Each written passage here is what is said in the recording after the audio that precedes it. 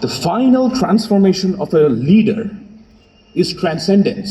Advices of his technical advisors. সাবেক প্রধানমন্ত্রী ও BNP chairperson Begum Khaleda জিয়ার স্মরণে নাগরিক শোকসভা অনুষ্ঠিত হয়েছে। আজ শুক্রবার বেলা 2:30টায় পবিত্র কোরআন তেলাওয়াতের মাধ্যমে পূর্ব নির্ধারিত এ আয়োজন শুরু হয়। জাতীয় সংসদের দক্ষিণ প্লাজায় দুপুরের পর থেকে এই অনুষ্ঠানে আমন্ত্রিত অতিথিরা আসতে শুরু করেন। নাম ও দায়িত্ববোধের সঙ্গে অনুষ্ঠানে বিএনপি চেয়ারম্যান তারেক রহমান, তার স্ত্রী জোবাইদা রহমান, কন্যা জায়মা রহমান সহ সপরিবার যোগ দেন। এছাড়াও বিএনপির সিনিয়র নেতৃবৃন্দ এ সভায় উপস্থিত ছিলেন।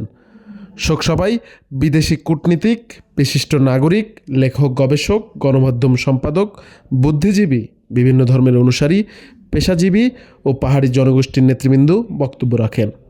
পূর্ব ঘোষিত সিদ্ধান্ত অনুযায়ী কোনো রাজনৈতিক দলের নেতৃবৃন্দ এই অনুষ্ঠানে বক্তব্য রাখেননি। তবে আমন্ত্রিত নাগরিক সমাজের বক্তারা বেগম জিয়ার বর্ণাঢ্য রাজনৈতিক কর্মময় জীবন নিয়ে স্মৃতিচারণ করে বক্তব্য রাখেন। দীর্ঘ রাজনৈতিক জীবনে বেগম জিয়ার দেশের জন্য অসামান্য অবদানের জন্য চিরস্মরণীয় হয়ে থাকবেন বলে মন্তব্য করেন বক্তারা। শহীদ প্রেসিডেন্ট জিয়া রহমান এবং দেশনেত্রী বেগম খালেদা জিয়া 100 বছরের ইতিহাসে একমাত্র দুই নেতা এবং নেত্রী যারা জনপ্রিয়তার শীর্ষে সারা জীবন অবস্থান করেছেন। আজকে যে একটা বড় সুযোগ পেয়েছেন এবং আমাকে যে সুবিধা আছে এই চিন্তাটি করার জন্য আমি আয়োজকদের আবারও ধন্যবাদ জানাচ্ছি। দেশকে ভালোবেসে দেশের গণতন্ত্রকে সমৃদ্ধ করার ক্ষেত্রেও ওনার অবদানকে আমি স্মরণ করি এবং শ্রদ্ধা জানাই। পরে দোয়া মোনাজাতের মাধ্যমে এ শোকসভা শেষ হয়।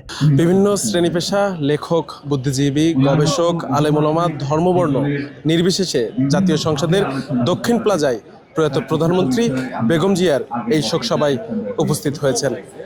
গণমাধ্যমের সম্পাদক মণ্ডলীর সদস্যবৃন্দ সহ বিভিন্ন শ্রেণী পেশার মানুষের সমন্বয়ে এই অনারম্ভ শোকসভা যেন বলে দিচ্ছে বেগম জিয়া এই দেশের মানুষের কাছে কতটা জনপ্রিয় ছিলেন।